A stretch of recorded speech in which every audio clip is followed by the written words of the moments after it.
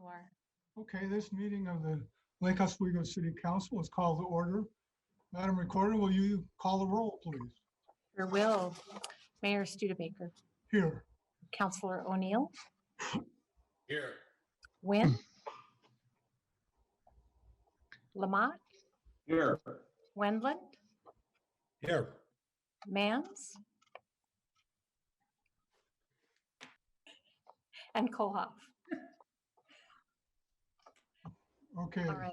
And then also wanted to let you know, present with you this evening are City Manager Martha Bennett, City Attorney David Powell, City Recorder Anne Marie Simpson, Associate Planner Paul Espy, and then for the redevelopment agency portion of your meeting, Sadaro Sin, Redevelopment Manager. And when we get to that point in the meeting, he'll introduce his guests. Okay, great.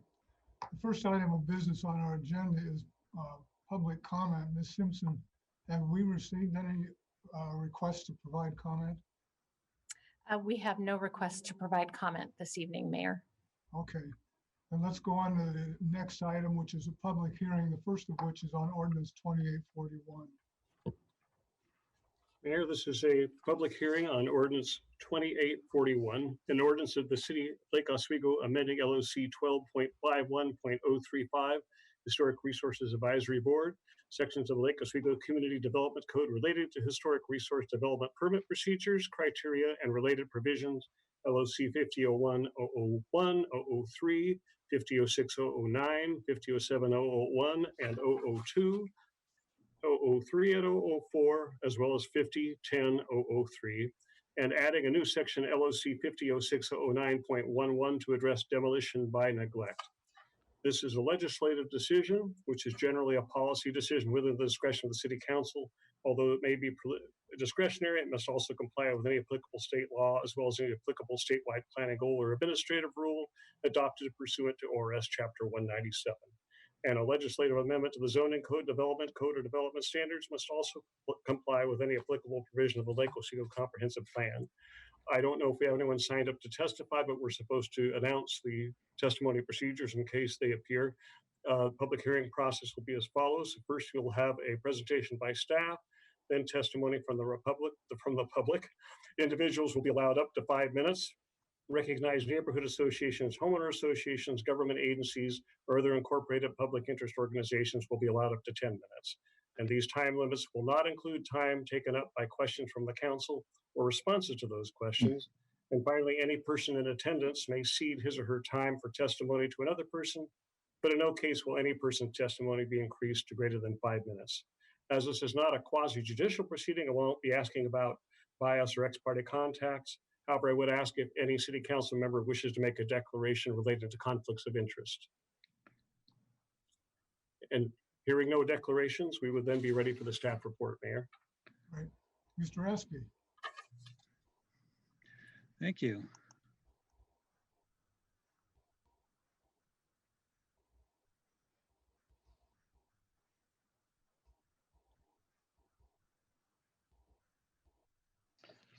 Okay, Mayor Studebaker, members of the council, good evening. We have before us this evening a proposed revisions and elements of the Historic Preservation Code, Chapter 5006-009, and other sections that relate to the powers and duties of the Historic Resources Advisory Board. Other land use procedures related to historic preservation are also addressed. The main goals of the code revisions are to facilitate the process of historic designation, help homeowners and contractors comply with preservation requirements, improve efficiency in processing applications for historic remodels, maintain integrity of historic landmarks, and while doing all of that, we are achieving consistency with the Oregon Model Historic Preservation Ordinance provided by the State Historic Preservation Office, and then also the achieving consistency with the Oregon Administrative Rule related to National Register properties adopted in January of 2017.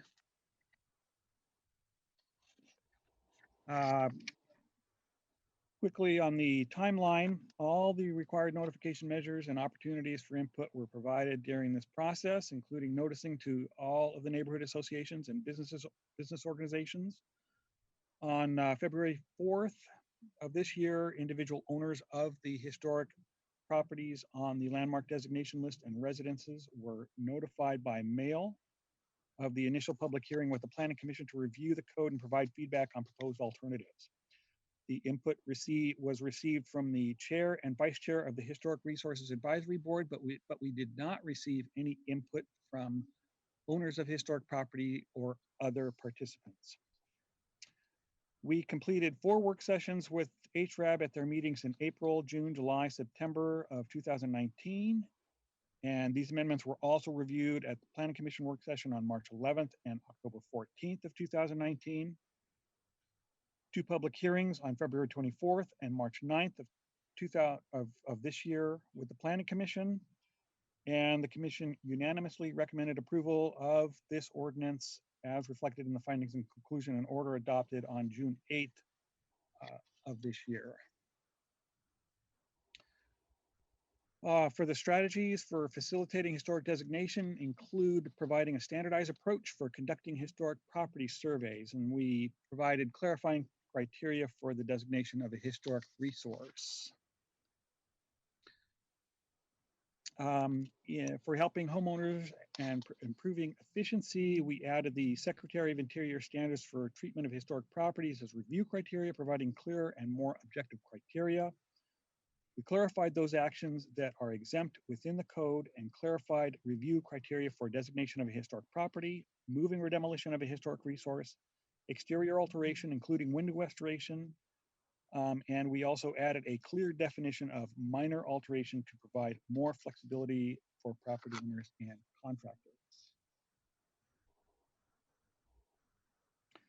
To maintain integrity of historic landmarks, we provided the Historic Resources Advisory Board with the authority to demolish or relocate National Register properties and review and approve major alteration of landmarks unless combined with other development applications reviewed by the city manager or DRC.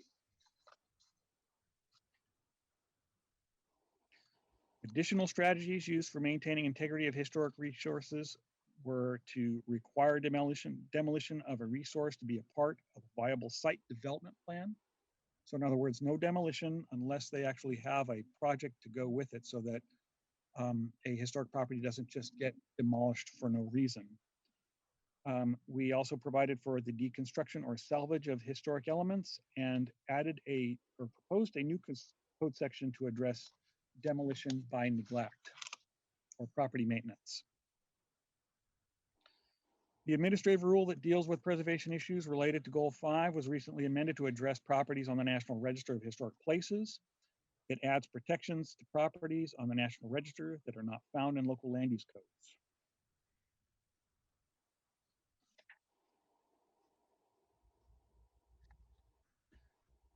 For CLG compliance or certified local government compliance, the State Historic Preservation Office Model Code states that it's mandatory for members on the Landmarks Commission to have an interest in historic preservation. And the SHPO Model Code does not make it mandatory to have an architect as an HRAB member, but our current code requires that an architect be a part of HRAB. So the policy that the Planning Commission considered was whether or not we could allow the architect position to be an optional with other professions to be considered. And it turns out that the Planning Commission agreed that the code should be modified to allow the architect position to be optional with other professions to be considered. And I think this would probably facilitate recruitment of members of the Historic Resources Advisory Board, which is a fairly specialized group of folks that have a passion for historic preservation. HRAB desires to be, as previously mentioned, HRAB desires to be the review authority for major alterations that are not combined with other development applications reviewed by the DRC. The Planning Commission took up this policy issue and decided that they agreed with staff and HRAB should be the reviewing authority for major alterations that are not combined with other development applications reviewed by the DRC. So their recommendation is that they be the authority, not DRC? that the Historic Resources Advisory Board would have the authority for major alterations that are not bundled with other land use applications that the DRC would normally review. Okay. In other words, if this was a subdivision with a historic property on it that was reviewable by the DRC, then the DRC would review it with the Historic Resources Advisory Board's input. Hey, Paul, could I ask a question? So if the HRAB reviews and there's a issue with the owner in HRAB, and HRAB's the hearing body, does it automatically go to the DRC, or how's that handled? I believe that if the Historic Resources Advisory Board, would likely deliberate and review, and then they would either have the appeal process available to them to City Council, or I suppose they could, and Dave, maybe you might need to help me out, they could challenge for bias, and if they felt that they had a member that on the HRAB that was biased to the decision-making process, they could request removal of that particular member from that. I think you've made that way too difficult. We're kind of going backwards on this one, Paul. This was the problem we had with HRAB before. They were the hearing body, and owners that own property, real property.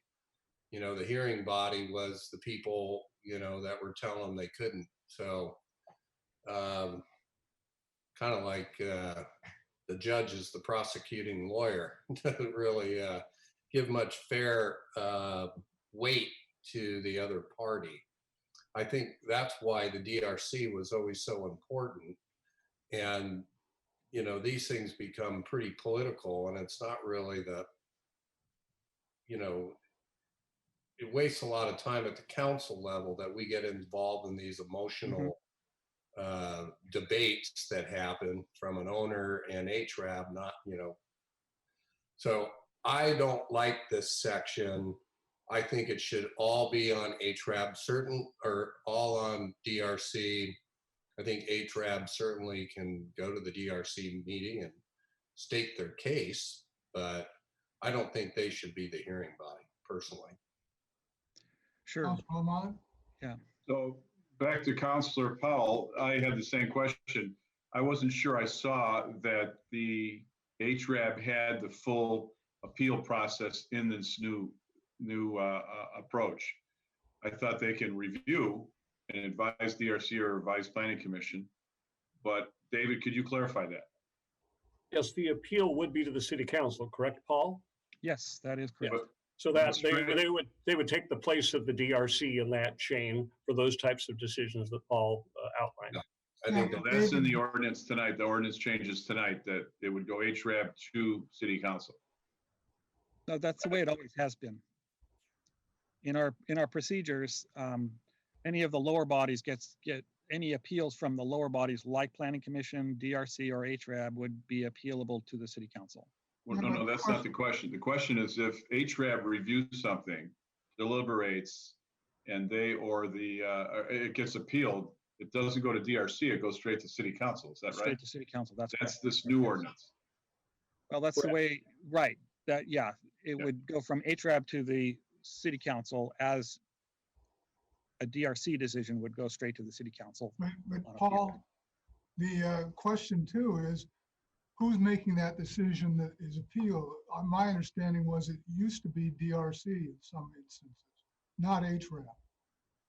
And they're asking you to change that. Is that correct? That's correct. Yeah, HRAB was concerned that the DRC was not quite as well-versed in the technical aspects of historic preservation as the Historic Resources Advisory Board was, and felt that at least just for major alterations that stood alone as major alterations, that was kind of in their wheelhouse, and they felt a lot more comfortable with making decisions on that particular land use app.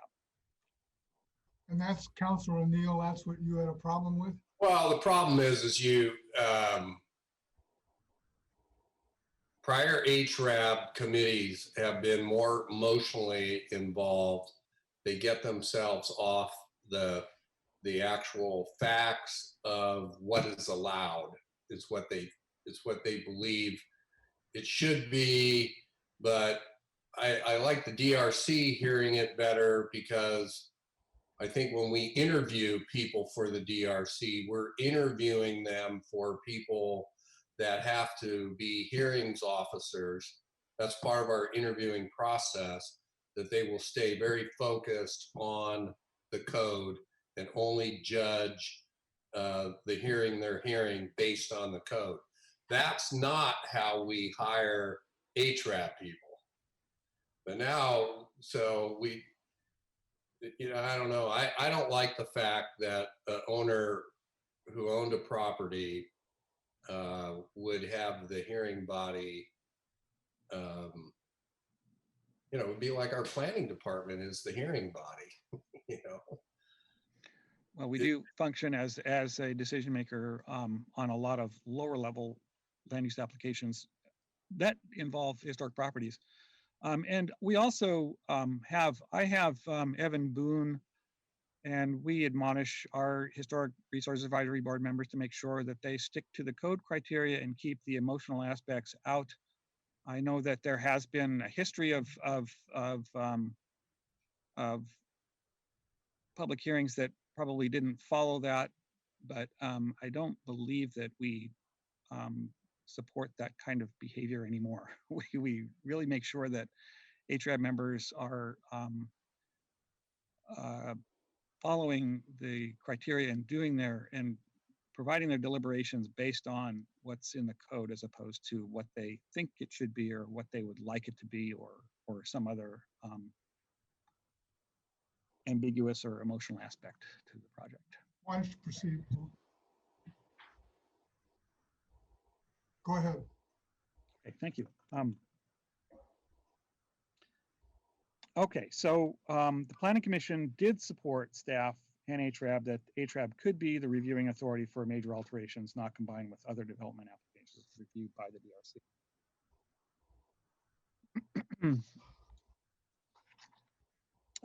So designation and removal of designation continued. This section also helps improve the efficiency in processing applications of historic designations by we have combined the environmental significance portion with the historical significance criteria, and we consolidated a bunch of consolidated and clarified review standards. We also added language to the designation criteria to ensure that the findings of fact regarding the historic or architectural significance of the landmark is used, and we streamlined criteria for designation of historic resources. The statute also requires that local governments use National Register criteria for evaluating the significance of a historic resource, and thus the National Register criteria from the rule have been added to the review criteria that HRAB will be using in making decisions on changes to the landmark designation list. So there's more reciprocity between when a property gets nominated for a National Register as a National Register property with our code, so that they can more easily become a part of the landmark designation list.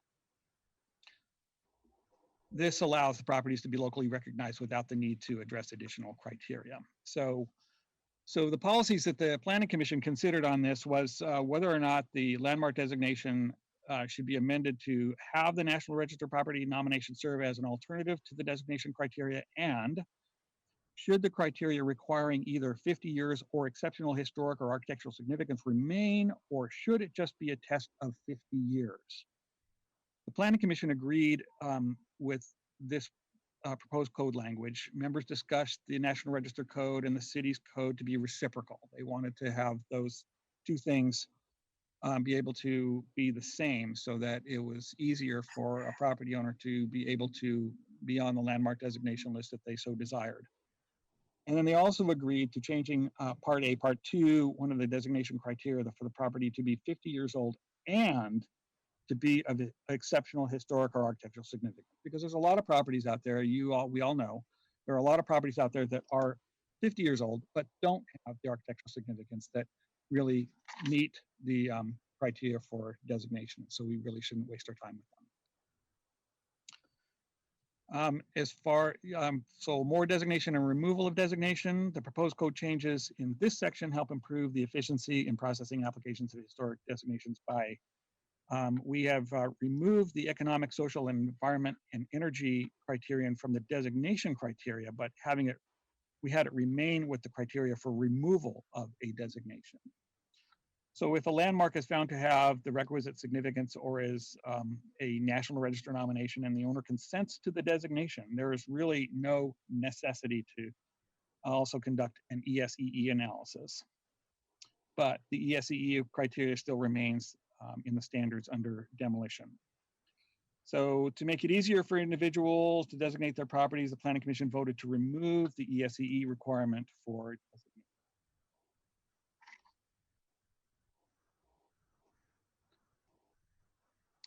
I think you're one slide ahead.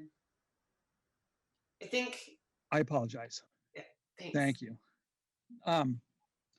The proposed code changes in this section help maintain the integrity of the remaining historic landmarks and enhances our partnership with the State Historic Preservation Office by providing the opportunity of the deconstruction or salvage of significant architectural elements. So deconstruction and reuse of significant elements in other Lake Oswego historic resources promotes the historic preservation purpose. And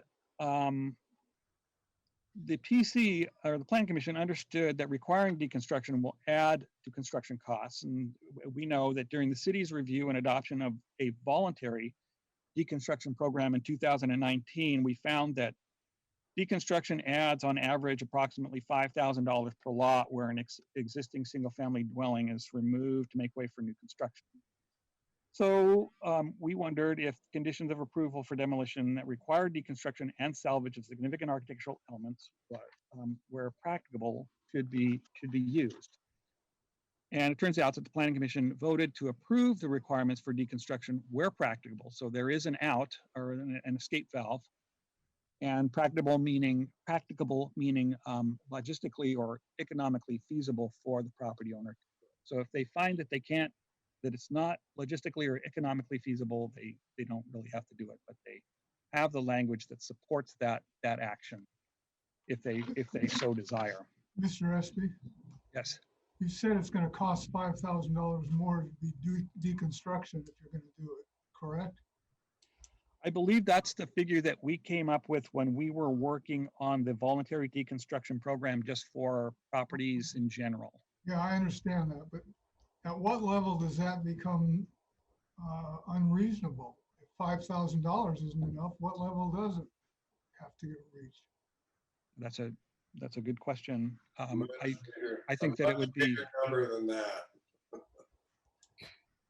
I suppose it could be. I guess it depends upon the the value of the resource, the value of the property, what sorts of architectural elements are being salvaged, and how those salvaged materials could offset those costs. Okay.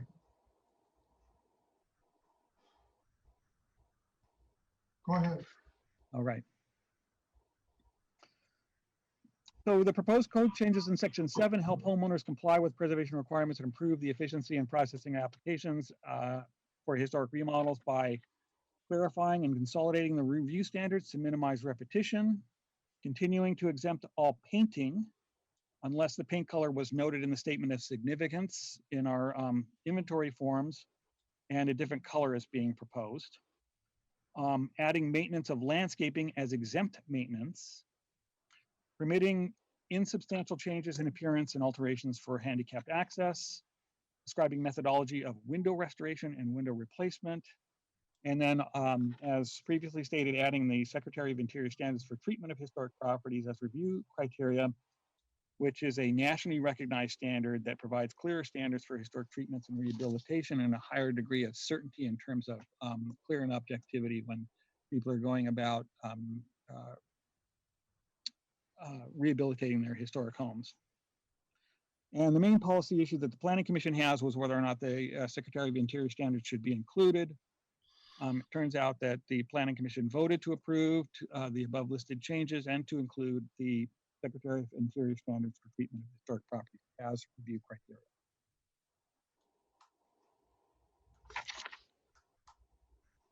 Okay, so the proposed code changes in section 8 help homeowners comply with the preservation requirements by clarifying that the association of the resource to the property is to the historic significance rather than merely just being on the site. So just because a property or there is a property with a house on it that might be historic, there has to be maybe more of an analysis that associates the property with the house with the context of the property.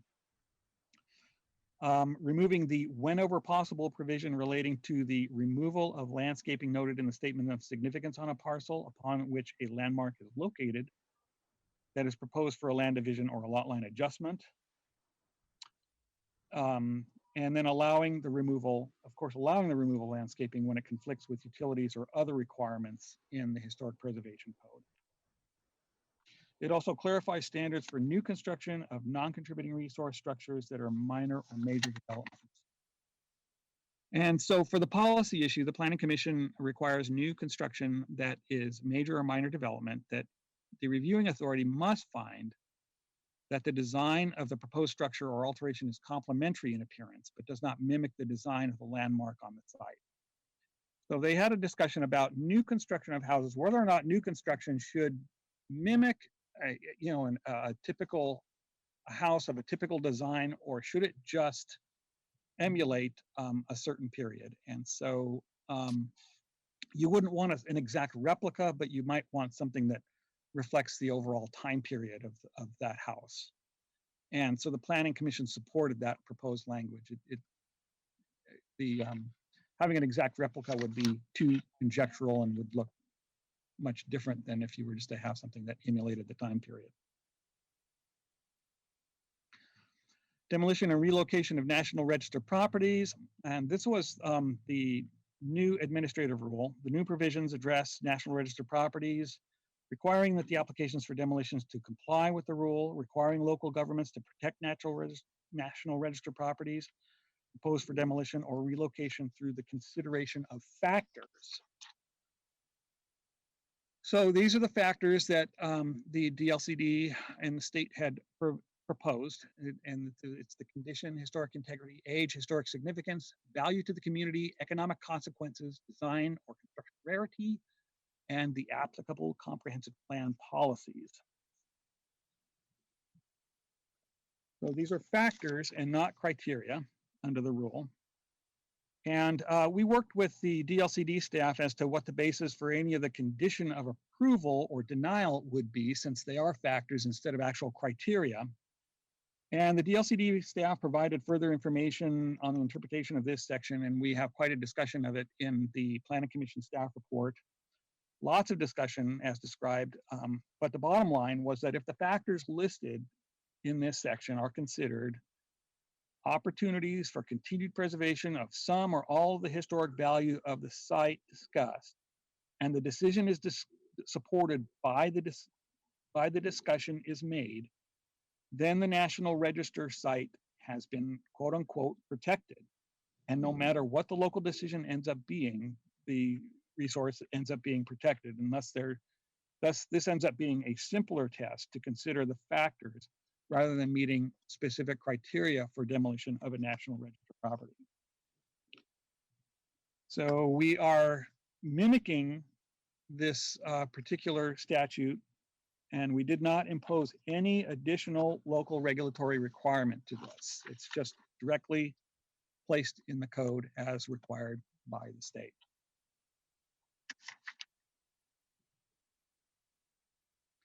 So demolition and relocation more of National Register properties.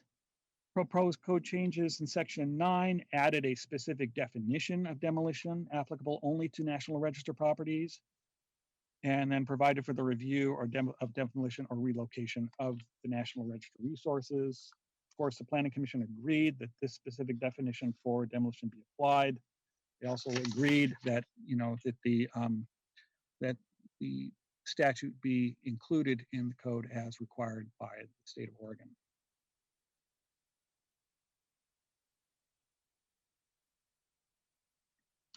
It helps maintain the integrity of the historic landmarks.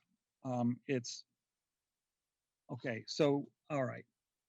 And all right. So finally, Property maintenance.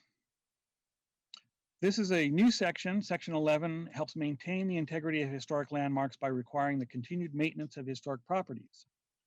This is modeled on the Oregon City Code, and we looked at several, and this seemed to be the best candidate for us, and we used bits and pieces from that. And it requires a property owner to maintain their property so it doesn't deteriorate over time. In one instance, if a historic structure deteriorates to a point where it's a dangerous building under the building code, then like for any building, the obligation for repair would be addressed under that section and would be subject to compliance if necessary to the alteration requirements that are in the Historic Preservation Code if it's a historic property. A demolition by neglect policy is different in that it would require owners to maintain their property so that they don't deteriorate over time in the first place. The city could be obligated to inspect properties on receiving a complaint and take enforcement action when there are signs that the building is deteriorating before the building becomes unsafe. And the city could also be expected, though it's not obligated, to implement a preventative inspection program. Now, I want to note, before I go any further, that the council should know that the city currently doesn't have the staff resources to implement and enforce a landmark maintenance requirement. And under the state law, the city would not be able to fund such a program with building permit fees. These would need to come from another source.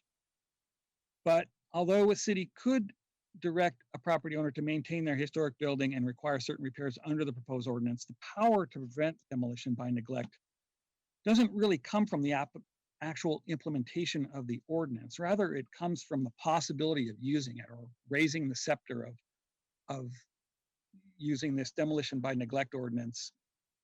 So if a property owner who's not otherwise inclined to maintain their historical landmark knows the city can enforce this part of the code, and they may choose to maintain their property and perform the work themselves at a lower cost instead of getting involved with an enforcement action. And of course, the policy question here was whether or not the city should adopt the property maintenance requirement for historic landmark structures to prevent the neglect or the benign neglect of a landmark, and the Planning Commission voted unanimously to include the property maintenance for demolition by neglect provision. Councilor Lamont, you had a question? Yes, let's parse out a little bit more. If somebody has a house that something is unsafe, stairs have broken down, there's a hole in the roof that's unsafe according to building code, that's code enforcement, right? Correct. So on a historic house, that still is in effect. If there's an issue on safety, city can intervene. If it's not, but it's windows are deteriorating, roof is going, it's not a hole yet, foundation may look a little cracked, this would intervene then. That's where that would if we get this in the code. Yes. Then the second part of the question is, because I was trying to figure it out when I was reading it, is there a fee or a fine or an intervention by the city then that would be the punishment, so to speak? Yes, I believe that we have a setup of enforcement for fines and fees if they do decide not to maintain their property. And is that in a separate document then with the municipal code? Is that a David question? It's under the municipal code, I believe, yeah. Okay. I don't have the chapter and verse right off the top of my head. But this would be tagged to that right away if we approve it? Yes. Okay, thank you. Mr. Espy, I have a question on that. Yes. What if you're in a situation where the landowner does not have the financial resources to make the maintenance and repairs that you're requiring? In that case, a fine is going to just make things worse. What do you do in those situations? Well, one of the things that we can do is, since we do have the Historic Preservation Grant Program, we could qualify them for a grant to help them repair their house, so that they wouldn't have to pay as much money. I mean, the fining, I think, really would be a last resort, and I think we would probably try to use as many of the carrots that we have available to us in the quote-unquote enforcement of this as we would, a stick. Well, if you've got an older house and let's say they're a married couple there and one of the spouses dies and the other one doesn't have much in the way of resources, then what do you do if they're not maintaining it because they can't financially do it? That's a good question. Again, I think that the best approach would be to avail them to as many grant opportunities as they possibly can get to help restore the house, as opposed to finding them and going that route. Councilor Lamont, you had a question? Yeah, and this may be for Attorney Powell. So if we go to a building code violation and say your stairs are dangerous and it's a $300 project, and they don't do it, they can be fined, but we can't intervene and have it fixed and then put a lien on their property. Is that correct? That is a good question too. No, not generally under that circumstances, no. Although there is under the nuisance code, if it becomes actually a public nuisance and meets one of those criteria, and I don't think a single set of stairs would, then the city does have an abatement opportunity where it could come in, lien the property and so forth. That's very rarely used because frankly, it's a cumbersome process and the city almost never gets repaid unless the house is sold off to the future. So I can count on 2 fingers how many times that has been invoked in the last 20 years. So that probably would not be used. In the case then, the safety issue keeps repeating until it becomes so bad, then city really has to shut it down. Is that correct? Right. At some point, if it's a violation where in fact, yeah, the property becomes uninhabitable or for some reason why the building official needs to take action to shut it down, that would be pretty extreme, but that could occur. And then as far as linking the property maintenance code change we're talking about here back to the fines and the municipal code for this, there's no intervention unless it went to a safety issue. So if people are letting things slip, and back to the mayor's question about what can be done if somebody's really struggling, we could intervene as aggressively as you can with loans and grants that are out there, but that's about it, right? Well, that's right. And what I've seen of code enforcement, though, is that in fact, enforcement officers do work with people. In other words, seldom is just a fine that's thrown out there with no reason. Usually it is, all right, we see this violation. What do you need to come into compliance? How much time will forego fining or taking further action, provided you meet these deadlines? They often meet with people to determine what's possible and what can happen. But again, you're right, the way the code's structured, the option is a fine. But the city very rarely goes directly to that, especially in cases of hardship. So as Mr. Espy said, the presence of this code could pressure on people to say, hey, I'm letting it slip, and they could come in. Oh, exactly. If we got a complaint, then we could go to work with them, talk to them, knock on their door, help them. And then the fine would be the next step in leveraging, trying to get this done. Correct. And as you say, and as Paul pointed out, the opportunity, the potentiality of the fine can be a motivator for most people. So it's important to have the penalty available where it's needed. Go ahead, Mr. Espy. I think actually Councilor Koloff had a question. Oh, I'm sorry. I can't see her on the screen. Councilor Koloff? Yeah, I sent you a chat. I didn't know how else to do that. That's fine.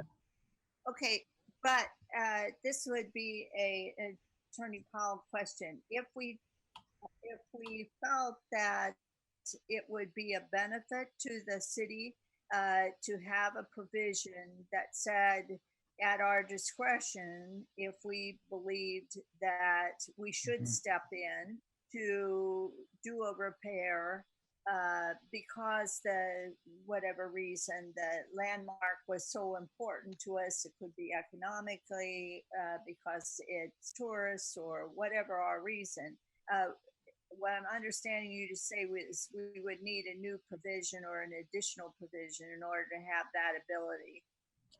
Yes, we would, unless, as I say, it rose to the level of an actual nuisance under Chapter 34 of the code. But that would have to be something pretty extreme. And most nuisances would relate to the impact on the public side of the public right-of-way. So, yes, the way you're describing it, you would need some additional code language. All right, I would be very open to that. Mr. Espy, go ahead. I think Councilor Wynn has his hand up and would like to ask a question. Well, this is question time. The presentation is concluded, so we can discuss. Okay, Councilor Wynn, you had a question? Yeah, I had a question. So I'm just looking at understanding more about the HRAB and certainly our. Yeah, it looks like in terms of as a community resource, having a whole host of properties that are designated as historic properties, I think it's certainly an asset to the community. As such, instead of maybe using penalties and fines and such, is there some way, some sort of mechanism that maybe we can, use more carrots versus the fine? If there's a way that we have, like you had mentioned, instead of the city coming to a homeowner when we notice that a property's been neglected, is there someone who can be more proactive and say, hey, since this is a value to the city as a whole, because it's a tourist attraction or whatever, can we make it part? Can we? Because I think what I think about too is that if I were somebody moving to Lake Oswego and I was going to buy a property, if this property is designated as historic property, it could be unattractive. I mean, it could be it's going to cost more to maintain it. It's going to have more scrutiny, and so maybe to kind of encourage people to take care of their properties, if there's some way that, hey, this property is part of the city's inventory of historic landmarks, we have these funds available. Have you seen that in any other cities or any other communities? Well, first, I think that this provision is really designed as a deterrent for someone who would come in and buy a property and would want to strategically do what we call strategic benign neglect, where they would just let the property go because they didn't want to deal with the historic preservation rules and they want to go in a different direction for the property development. And so most people are not in that category. They are property owners. They are people that are interested in historic preservation because they know full well that what they're getting into when they buy historic property. And yes, we do have grants available. We have our historic preservation grant. We have $10,000 a year for people to share to do those kinds of repairs, windows, rain gutters, siding, that kind of thing.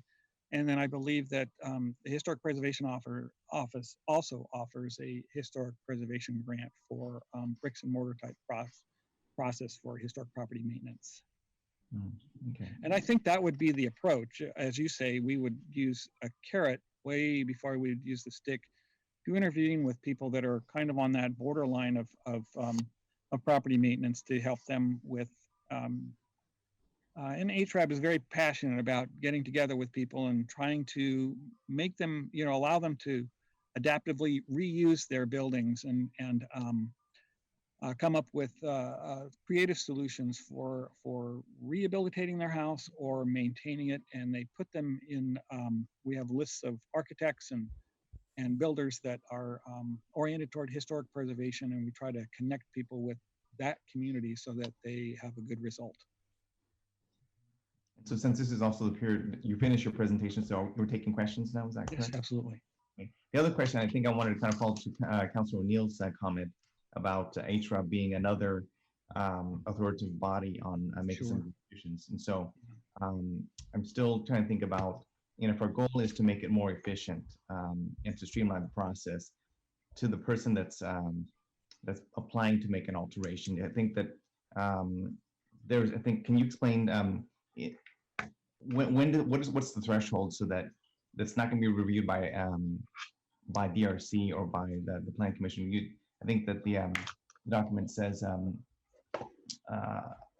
seeking to make a major alteration to landmark plan unless combined with other development reviewed by City Manager or Development Review Commission. Can you give me just a simple example? Yeah, so the a major alteration, which is, I believe, greater than 30% of the floor area and a few other factors, would be reviewed by the Historic Resource Advisory Board if it was not bundled with any other application process that the DRC would normally review. So if it's bundled with a subdivision or a variance or a RID review or any of those other kinds of things, then DRC would review it with HRAB's written input. Mr. Espy, a question, please. Yes. Does the Historic Resource properties have to have some signage to let people know that this historic resource property? There is no law that states that, but I believe that, one of the full disclosure requirements when a property transfers from one person to another, they are required to let somebody know that the property is indeed on the landmark designation list. And Before the- most of the properties have a bronze plaque identifying that, but that's not a mandated requirement. That's more of an honorarial So they're supposed to notify the potential buyer before the transaction's completed? correct. Okay, Councilor Wendell, you had a question? Well, that's along my lines. Does somebody do they have to sign a document that they understand all this? I look at all this policy and this is, you have to really be on board to take on a historical property. And there's a lot of rules and regulations that we're proposing. My two questions are, one, is this whole ordinance change actually easier and simpler? That's the first one. It seems like you're moving a little bit more in restrictive controls. Is that Well, correct? I think that the ordinance, the way it's written, or the code section that, the Historic Preservation Code section, the way it's written now was somewhat ambiguous and vague. And so staff had a difficult time in interpreting some of the aspects. And so adding things like the Secretary of Interior standards for of rehabilitation as review criteria, as opposed to just these factors to consider, provide a little bit more certainty when someone is reviewing. Yeah, they have to address those, but they still had to address them, as factors to consider before.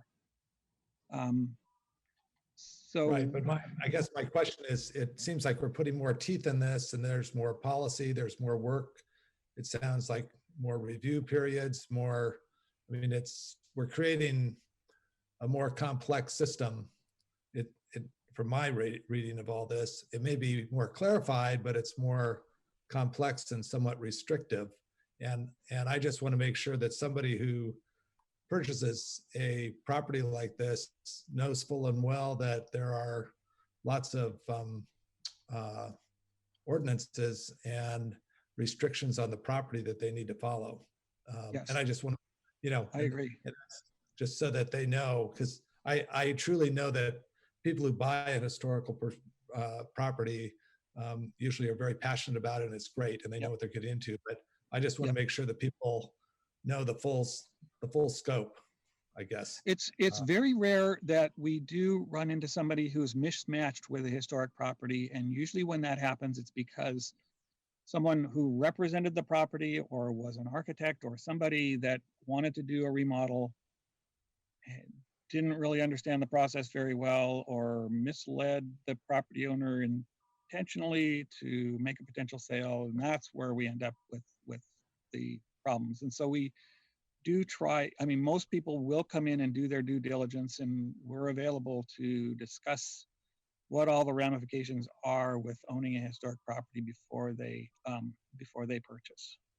Right, but it's something like a homeowners association where you have to sign or you get a document, and I would just hope that we would have that in code somewhere, that people are, when they exchange properties, that they do have a full scope of the ordinance that they have to follow now, so that they know that there's fines and penalties and so on. Because yes, we do have positive carrots, but $10,000 does not go very far in any Fair enough. historical. Yeah. That may pay for a doorknob or a shutter, but not for two shutters or for a screen door. Yeah. So Yeah, anyway. fair enough. Councilor O'Neill, you had a question? This might be helpful for the counselors. Paul, why don't you tell the council how many homes we have designated in Lake Oswego? Well, we have about 73 historic properties. And so that would include like the cemetery and the altar and, a few other places over it. Residential But homes, we have I think there are about 23 or somewhere around there. Yeah, all right. So it's a pretty small number. Yeah. It's not a number that's going to grow, because the reason people used to put things on historic designation is there was a pretty sizable tax break. The problem you have now is you have maybe $1 million, $2 million historic home that could be put on the register, but who's going to have a whole bunch of people control your property over maybe a 10-year period is a $50,000 tax savings. Not very many people are going to do that. Yeah. So, you know, as much as we're putting all this meat into this thing, I don't know if it's really going to change things too dramatically. For the issue of policing, yes, we do have a home in Lake Oswego right now where someone highly demoed the house to make it look like it should be torn down. It is a historic home. It's a very good historic home that someone actually is trying to make it look like it should be torn down. So that might give you some aspect of why that was written into the code. Is that true, Paul? It is true. Yes. Okay. Thank you, Mayor. Councilor O'Neill asked a question I wanted to ask, so I'm good. Thank you. Councilor Lamont, you had a question? I'm sorry, you're muted. Councilor Wendland asked my question. Okay, great. Any other questions? All right. Can I move to tentatively approve ordinance 2841? Wait a minute, we've got to have, Yeah, there's more close the testimony. hearing. Oh, Public hearing. How is, Madam Recorder, is anybody wanting to testify? Mayor, this afternoon, a council was sent 2 letters in support of the ordinance, one by Denise Bartlett, one by Rachel Burdick. Neither of those people asked to have their comments read into the record. That's the only request to approach council on this issue we've had today. All right. Is there any other testimony from anybody else? Mr. Powell, does that satisfy our requirements for the public hearing? Yes, it does, Mayor. Okay. You does could anybody want- officially close the public hearing, although you didn't hear much. Yeah. Public hearing closed then. Do we have any motions or any discussion on this? Can I move to tentatively approve ordinance 2841 and direct staff to return on September 1st, 2020 with the final version of the ordinance, including findings and conclusions for LU 19-0008? Second. Second. I'd like to, if I may, Councilor Nguyen, I'd like to make a request for a friendly amendment. So, yes. I'd like to take out the part that requires deconstruction if possible. And then the other thing I would like to take out is section 56.06-009 subsection 5, which said that the people making the hearing the requirement is the HRAB instead of DRC. Would you accept those amendments? Sure. Okay. Yes, Councilor Lamont. Would it make sense to not have the processing go through HRAB and then the city council, but HRAB sits in on the project with DRC? Joint meeting. That's fine with me. Yeah. So that way, I think as Paul so eloquently said, the expertise of the HRAB was there with the DRC building expertise. That would And be then it's fine. deliberated together. Okay, Councilor Mann. It's even a friend, that's even friendlier. That's even. No, I was curious what that motion, did that motion mean to combine DRC and HRAB as one hearing body? I wasn't clear what you meant by that. Just in the case of the major cases where the HRAB would have deliberated and sent it to us, they would join for that meeting with DRC just for those specific cases. Well, that's what I mean. So for those cases, you would have it voted on by HRAB and DRC collectively? Right. Right. As a combined, just one type thing there, you know, and HRAB could deliberate before that and bring their conclusion to DRC. That's Mr. Espy. Yeah, we do that now in a process where HRAB will contribute to that project in writing. They will attend the pre-app and provide input there. And then when it goes to DRC, or if it's reviewed by staff, they will provide a written memo as to whether or not they feel it meets the criteria, or if it doesn't, why it needs to, or how it needs to. So I think you're achieving the same thing with the process that we have now without having to combine HRAB and DRC in the same hearing body. I would be, yeah. Mr. Councilor Lamont, would that be satisfactory? I think so, as long as HRAB's expertise is brought into the decision-making for DRC. Okay. It absolutely does, but they wanted to be the sole review authority for major alterations, but that's fine. Councilor Mann, you had a question? Yeah. Am I unmuted? Yes, I am. Yes, I do. My question is this. So if it goes to HRAB, HRAB makes their recommendations, correct? I just want to make sure I have this clear in my head. The owner does not agree with what HRAB decides, then who is the body who they appeal to? DRC or City Council? City Council. Okay. So why are we bringing DRC into it? DRC is currently the review authority for major alterations. We're trying to streamline, right? Right. Okay. So why are we even entertaining this if they're currently DRC? You're changing it now. HRAB is now the hearings officer for the appeal. Well, HRAB does not function as a hearings officer. They just contribute to the process. They provide written input for DRC's consideration. Does this proposed ordinance change that?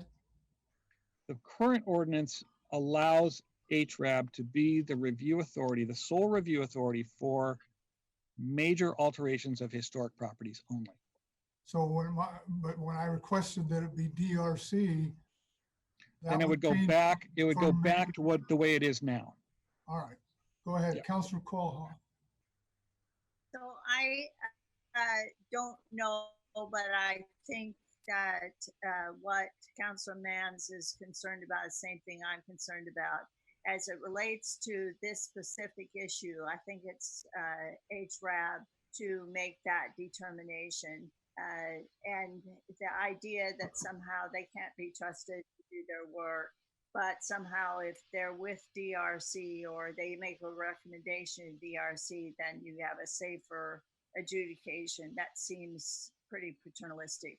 HRAB is the one with the expertise on this particular issue. So I would not be supportive of the friendly amendment. I wasn't terribly upset about the demolition, but you added both in. So I leave that to Attorney Powell, how you handle this friendly amendment. Well, I'll be honest, I'm confused as to what is in the friendly amendment, what isn't. Has the second accepted both friendly amendments? And the city recorder is nodding too. What is the motion as it currently stands with accepted friendly amendments? That is to adopt the proposal, but to take out the deconstruction requirement and to take out HRAB as its own hearings body, bypassing DRC is what I heard. And I believe Councillor Wendland accepted that as a friendly amendment. I don't know who the second was. Who seconded? Councilor O'Neill. And does Councillor O'Neill accept both of those as a friendly amendment? I do. Okay, so then I guess that is the motion before the council now. That's correct. So if you want to change any of that, either you vote yes or no on an up and down motion, or you make a motion to amend that and see whether there are the votes to pass. That way you decide each thing in chunks rather than having to decide overall whether you like the package, but that's up to each of you, of Let's course. take the package as it is now and vote on that. Go ahead, would you call a roll? Mayor Studebaker, Yes. Councilor O'Neill, Yes. Wynn. I'm sorry, I didn't see her here. That's yes. Thank you. And Lamont, No. Wendland, Yes. Mans, No. and Kohlhoff. Okay, the motion does pass 4-3. All right. Mr. Espy, thank you for all your time. You're welcome. Thank you for all of your help. Good work, Paul. Thank you. Next item is item 4.2. Exercising the option under state law to establish immunity from liability for injury or property damage. Thank you, Mayor. As you mentioned, Go ahead. yes, this is the time set for a public hearing on Ordinance 2850, an ordinance of the City Council of the City of Lake Oswego exercising the option under state law to establish immunity from liability for injury or property damage arising from the use of trails or structures in public easements or rights of way. The hearings process is that there'll be 3 minutes allowed per person for testimony. We don't have additional time for groups and so forth. As this is not a land use proceeding, I don't have those usual land use admonitions, and it is not quasi-judicial, so we will not be asking about ex parte contacts or bias, but it would ask if any city councilor needs to make a declaration relating to conflicts of interest on this matter. And hearing no such declarations, we'd be ready for the report. I believe the city manager will lead this off. So this issue came before you because we were working with a property owner in a neighborhood that was developed in 2001. And as part of the development, the city council at the time made a condition of approval that the homeowners association build a path in the future. And this is back in the days when we would, to borrow a phrase from Councillor Lamont, kick the proverbial can down the proverbial road. The responsibility for construction of the path was given to the homeowners association, but it really was not all that important to get the path built until the subdivision was built on the other side of where the path would connect. Well, a couple of years ago, that actually happened, and the new subdivision developers stubbed out a pathway to connect to this pathway. City staff met with the neighbors a couple of years ago. I would say we probably had a rockin' and rollin' contentious meeting with that neighborhood because there's some folks on one end of the street who really want the pathway built because it's an important connection to Lake Oswego High School. And then, of course, the property owners that are right next to it didn't necessarily want it built. For a variety of reasons, we've been able to work with one of the two adjacent property owners who is willing to construct the pathway. As part of our work with that property owner, we've learned that the homeowners association, which is where the condition of approval fell, has fallen apart. He's still willing to construct the pathway, but the homeowners association was going to take liability for maintenance and liability for the pathway, for use of the pathway. And because it doesn't exist anymore, the property owner has concerns about accepting liability as a single property owner for any trip and fall that might happen on the pathway. And he pointed out to us that there's a really interesting and unique portion of Oregon revised statutes that grants the property owner of a pathway built on a public easement immunity from general liability, not from gross negligence, but from general liability. That applies only in the city of Portland by by state law, but also applies in any city that opts into it. And so in an effort to try to increase the number of pedestrian connections, especially those where we have in the past kicked the can down the road to some future date, we took a look at the statute and think it's a good idea for the city to opt into this provision of state law. So that's pretty much all I have to say about this, unless David wants to add questions. I believe from my discussions with David that this is not just for pathways on private property, but also pathways that might exist on publicly owned property or on pathways that are built by nonprofit associations. And I'm pretty sure that there's a really interesting story somewhere in the city of Portland that sort of explains why this got created in the first place, but I have to confess that I didn't go research that story, so I can't tell it to you now. It was an interesting story, you're right. I'm sure it's a good one. Yeah. Mr. Powell, is her representation accurate? Yes, as mentioned, as the city manager said, it would say it applies on private property. It's very specific to trails that would be within a public easement. So if a private property owner grants a public easement, then there would be that immunity. Or if the trail is in unimproved right-of-way, and there's a real specific definition of that, that's where it's there's no street, road, or highway constructed and the city hasn't expressly accepted responsibility for maintenance. So those are the two circumstances where this immunity applies. And again, it doesn't apply just to the property owner. The immunity would apply also to the city itself and the city's employees, as well as to any nonprofit corporation and volunteers that were involved in the construction or maintenance of the trail. So it's kind of an interesting statute and some limited circumstances, but that's where the immunities would apply. Do we call for testimony first before we get councilor questions? That's up to you. Okay, good. Councilor Kohlhoff, you had a question. But this isn't comment yet, but this is a question for Attorney Powell. Who does the maintenance? Is the city responsible for maintenance under any circumstance? It depends on the circumstance. So for example, if it's this applies across the board to any trail within a public easement.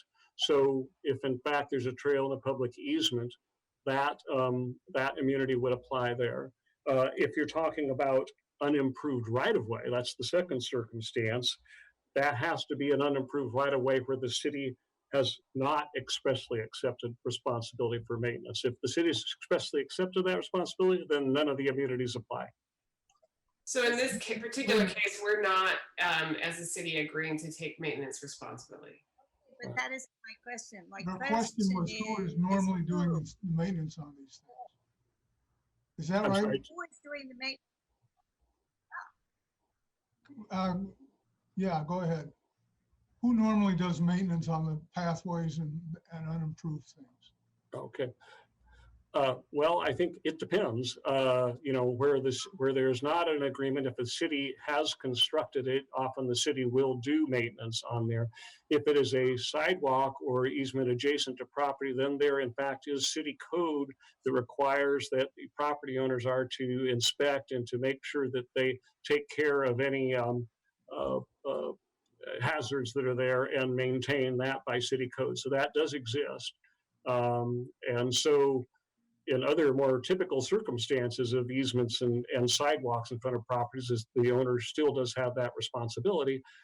But this immunity would apply wherever there actually meets the definition of a trail within a public easement. And state law does not define trail.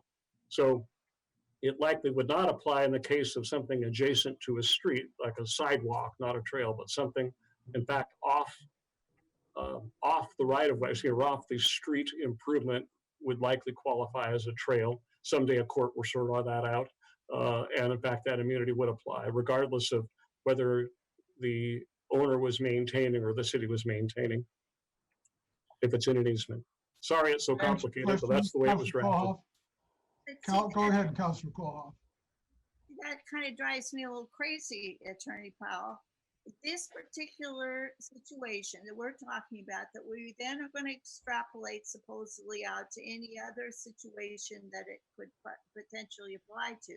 Just take this particular Can you speak a little more loudly, Councilor Kohlhoff? I think Mr. Powell's having trouble hearing you. That's okay. I just do that. It helps a little bit. It's fine. Okay.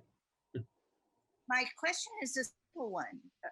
Regardless of what we did here or anybody else did, if this trail gets built by anybody, it doesn't matter who has responsibility to maintain it in the future. So the conditions of approval of the original subdivision give it to the HOA. In this case, the property owner is agreeing to maintain the trail. The property owner is just concerned about what would happen if they ended up in litigation over someone using the trail. Especially because it's probably going to be used by people traveling to and from the high school. But if they did not agree to that, then we would have no one really responsible for maintenance. Could happen. Yeah. Any other questions?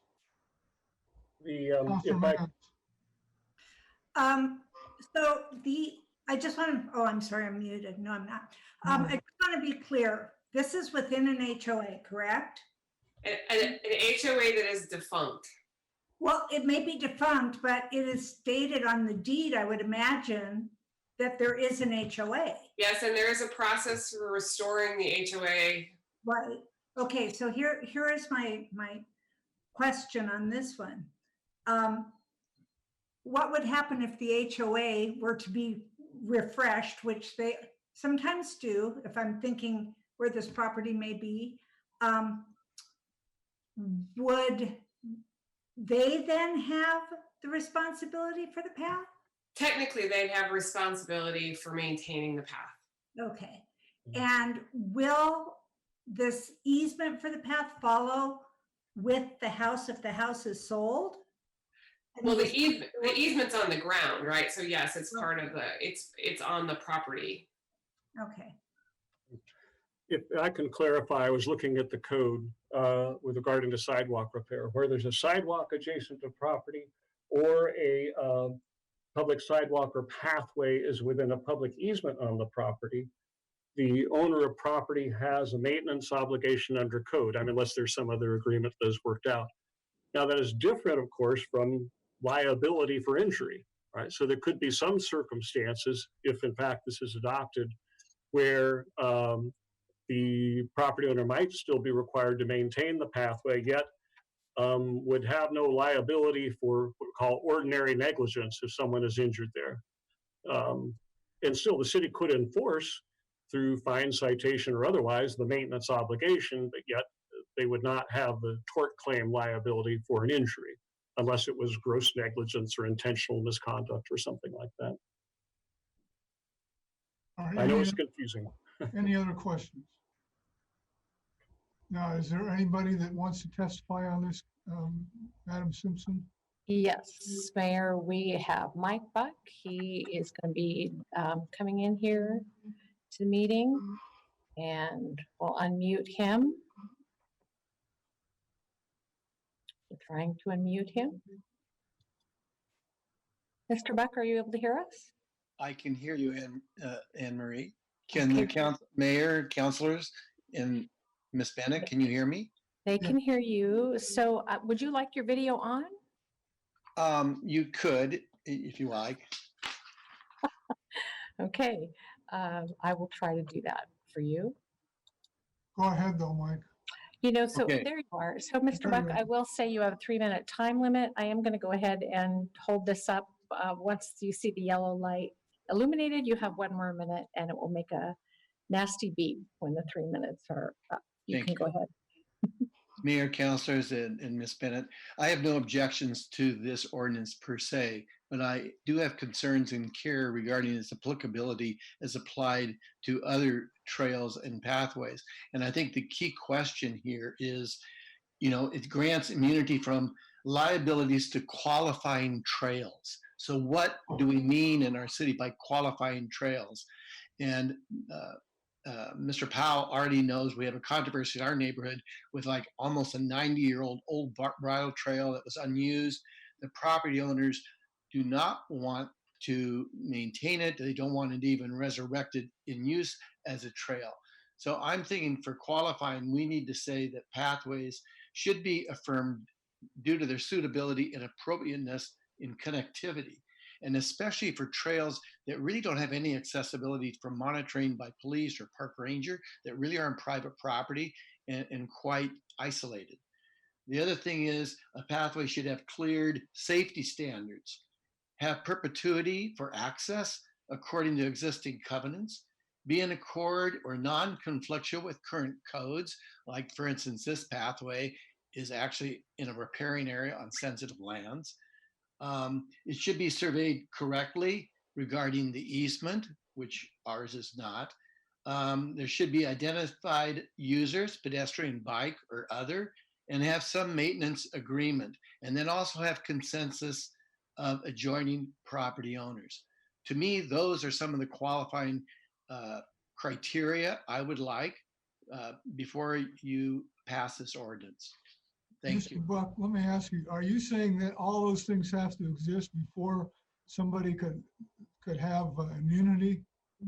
Well, I'm just thinking that I like the idea of the immunity, but I think in our seasons here, what that surface material of a pathway is, I think it needs to be safe. It needs to be affirmed that this pathway is built according to standards, and then it's surveyed correctly, and then it has the consensus of property owners that like to have this and want to have this. I just think we need to have some agreement based on some set standards before we apply the ordinance. But this ordinance is there so that somebody who is allowing people to use a pathway doesn't have to go out and make it completely safe. Well, so I'm just concerned on the applicability then of this ordinance, so it's not applied to not just this pathway, but to other pathways. Okay, Well, first I'll say that we don't have the opportunity to tinker with the applicability of this. It's a strange thing. It's a state statute that has this language in it.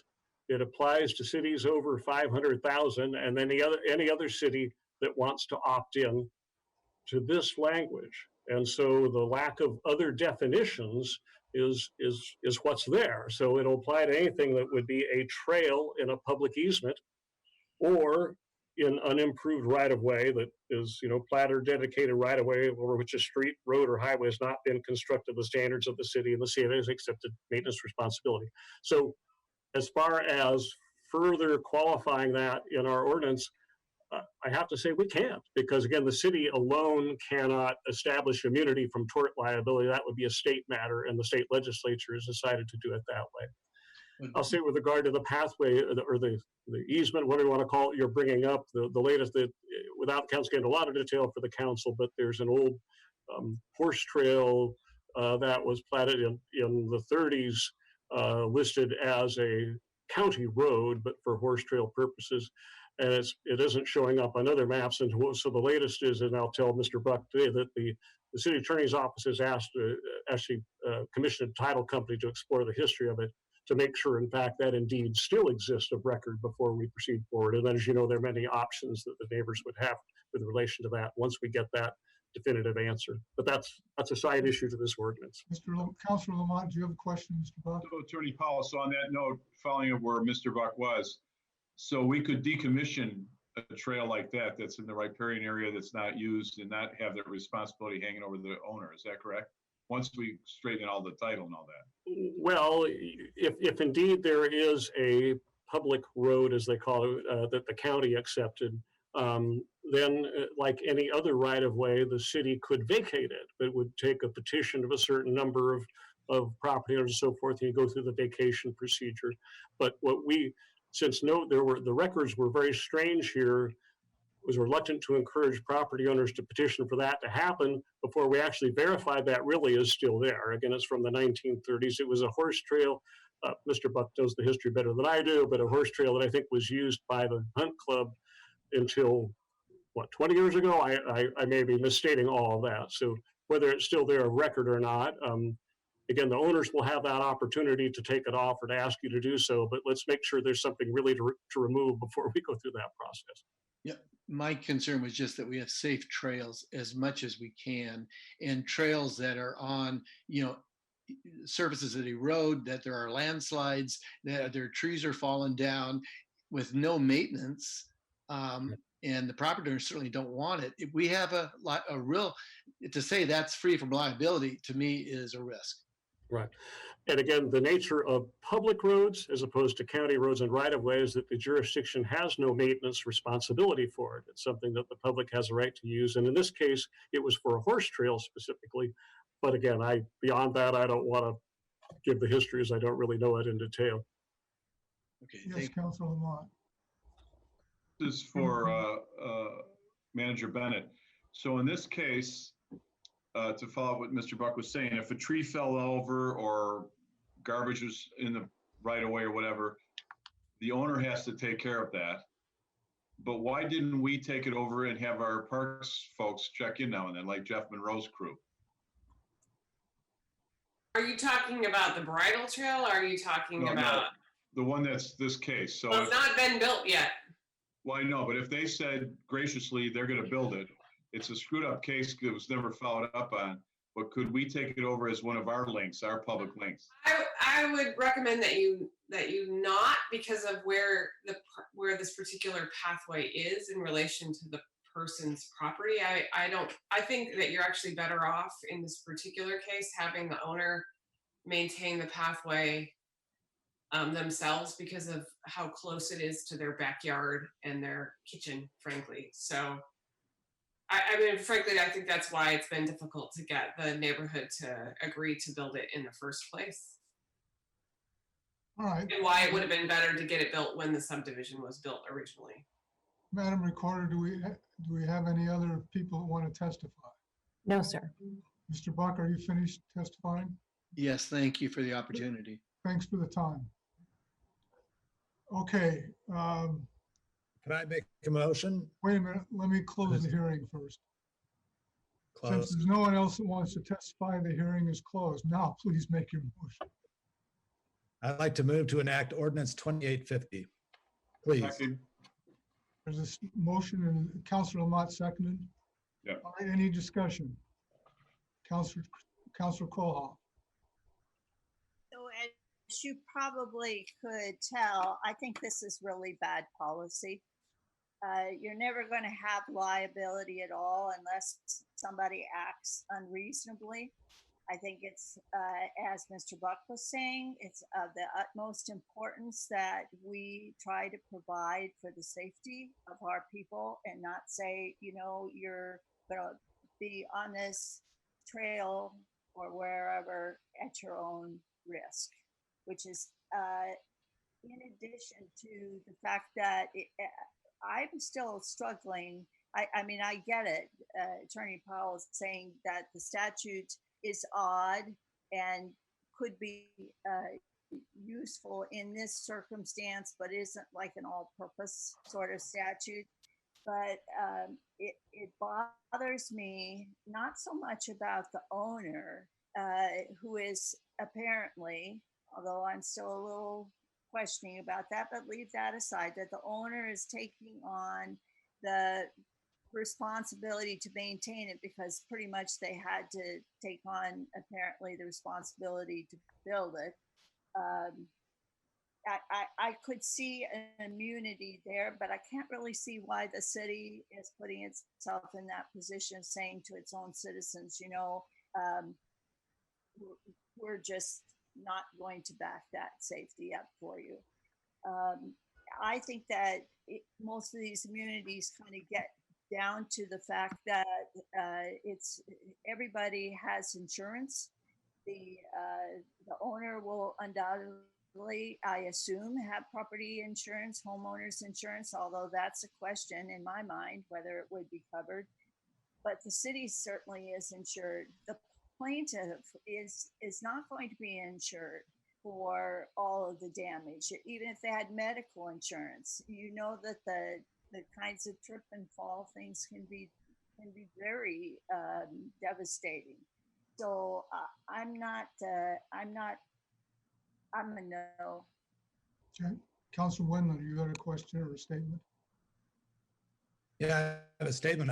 I fully support this measure. I think basically here's the history. Lake Oswego screwed up when they built this development and they didn't follow through. And I would say this is cleanup essentially of what Lake Oswego as a city needs to do.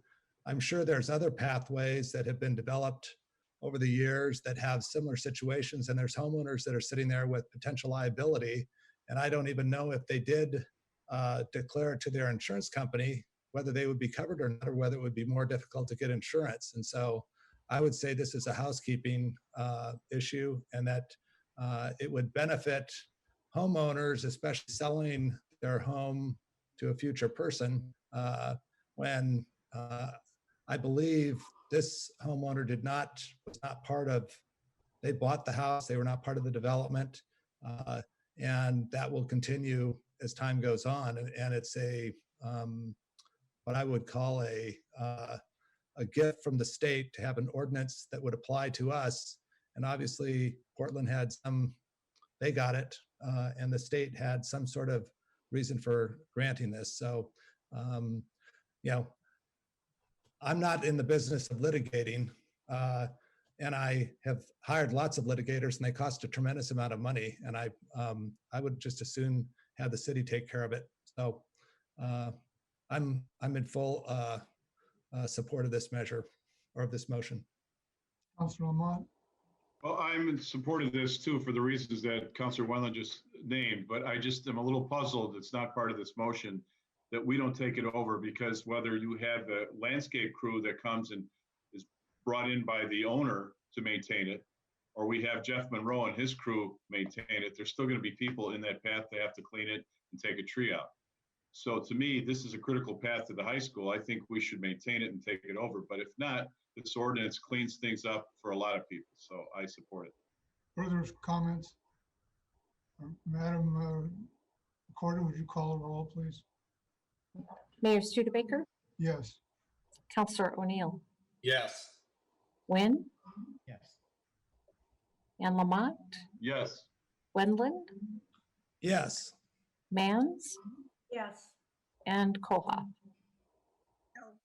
And the motion passes 6-1. All right. Next item is item 5.1, getting the 4 priorities that we said we want to send to the League of Oregon Cities for their legislative agenda. So I'm not going to talk very much other than to say the league attempts before the long session of the Oregon legislature to develop a proactive agenda so that the cities are not just reacting against legislation, but instead promoting things that help cities function in Oregon. They use policy committees to do that. There were 26 recommendations. I sent it out to staff. They said they thought there were about 11 of them the city should consider. And other than that, I think it's really a complete policy call by the council, which of those 11 or which of those 26 actually you'd like to recommend back to the league. So this is all yours. Okay, guys, make recommendations, but let's not make long statements until we get down to a few. I'll make one: broadband. Perhaps, can everyone just pick one and then everybody gets one, then we have 7? No, just That's kidding. fine, let's do that. Go ahead, Councilor Wendland, you get one. I will yield to the council and not do it, so now we only have 6. Councilor Mayor? Lamont. Yeah, I think last time with Manager Lazenby, we went around to each counselor and then he marked how many voted for one, how many voted for the next one. And then You we want came to up do with the that for winner. 11 or 26? No, 11. I Okay, think it's so only- remember though, you can only have 4. So, Right. if So- you guys all vote for all 11, we've got to do it again until you're No. done. So I think it was then he found out that how many people had voted per each one, and we just gave our 4 and we were done. Just here's our 4, no talking. and Go we're done. ahead. All right. Is My everybody 4 is, satisfied? Is that satisfactory? Okay, let's make it quick then. My Don't- 4 is don't forget economic this- recovery funds, Don't forget, all we're doing here is recommending to LLC. Right. long-term transportation funding. Okay, wait. Which letter was long-term economic? It And was No, I know where that's transportation. The first one that you picked. D, D. Got it. COVID-19 Thank you. D. The next one for me is M, local speed setting. Next one is N, long-term transportation funding. And then Q, mental health service delivery. Okay, I have Councillor Wynn next. All right. For me, the one that stands out the most for me, am I mute? Hang on. Okay. No, we can hear you. Okay. D is definitely number 1 on my list there, economic recovery. The green energy, that's something that's important to me as well. I'll leave that at 2. Those are my top 2. Okay. Who's next? I have Councillor Kohoff next. Is she ready? You ready, Councilor Kohoff? I'm ready. Oh, well, go ahead, Councillor. Wait a minute, Councilor Kohoff's ready, correct? A, E, D, and definitely U. Thank God for somebody picking you. Anyway. Would you tell us what those were, please? Beer and cider tax increase, building code, reach code, energy efficiency. What was your next one? A was beer and Oh, cider. COVID-19 economic recovery and property tax reform. Okay, thank you. Councilor Wendland? E was. Oh, E. I got it. E got it. Okay. digital Equity and Counselor O'Neill, I'll let Counselor O'Neill go. Go ahead. D, J, Q, U. Here. Okay. Councilor Mann? I'm up, okay. D, J, Q, U. I guess I could have said exactly what Councillor O'Neill said. Okay. Councilor Wendland, are you ready? Yes, I think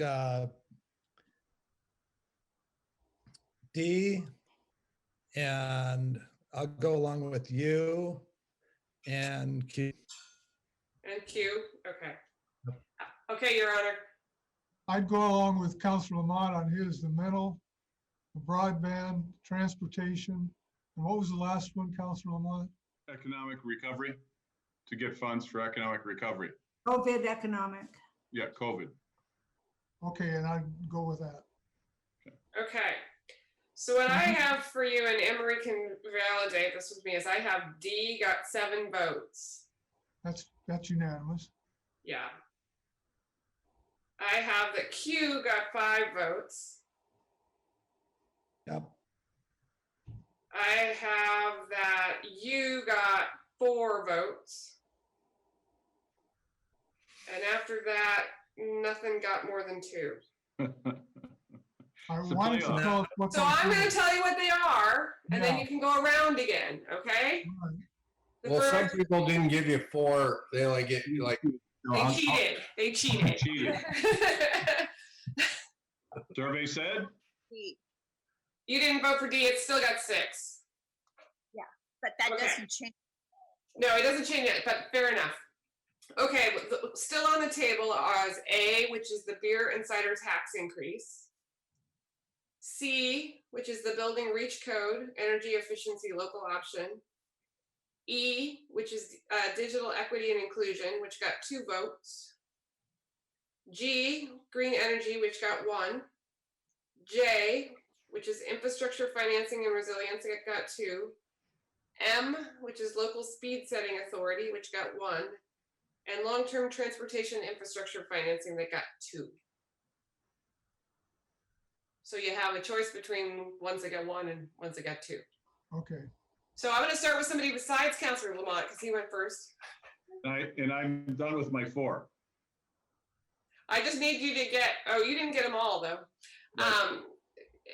You all need to just pick 1. Okay, pick 1. Anybody ready? Q. I'm ready. Well, Q, we already got Q. It's already in. All right, then J. I'm ready. Go ahead, Jackie. Local speed setting authority. Okay. oh, you're changing. She did change. You can No. stay with your same vote. Wait. I thought we were adding another one. No, I'm sticking with mine. Never mind. Wow. Okay, but Good job. Good job, Jackie. Stay focused. what was it, Jackie? Stay the course.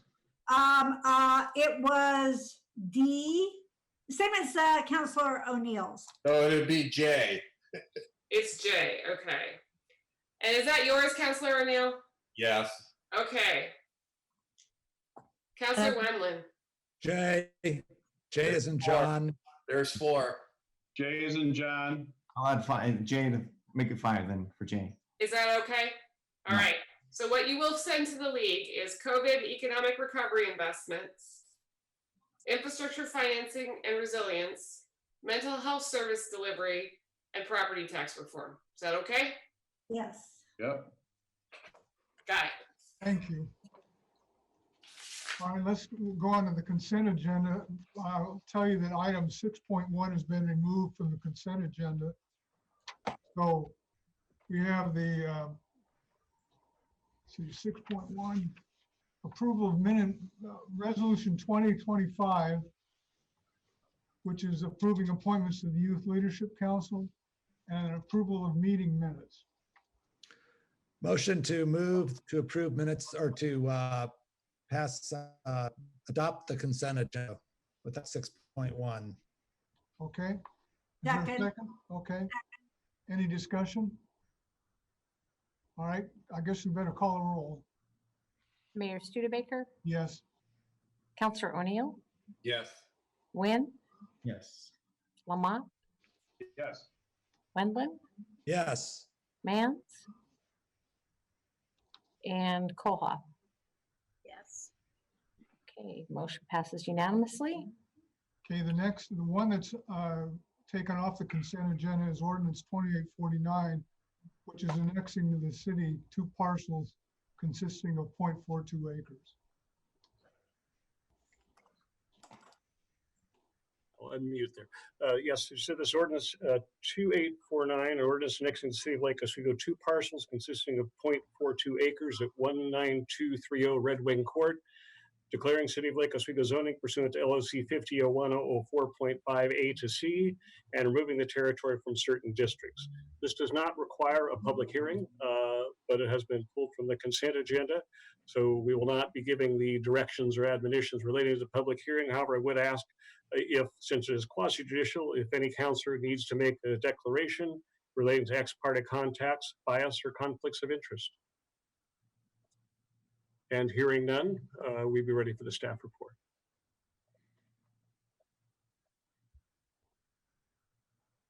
Are you ready, Mr. Espy? I'm getting there. Oh, all right. Bear with me. Apologize. We'll bear. Okay.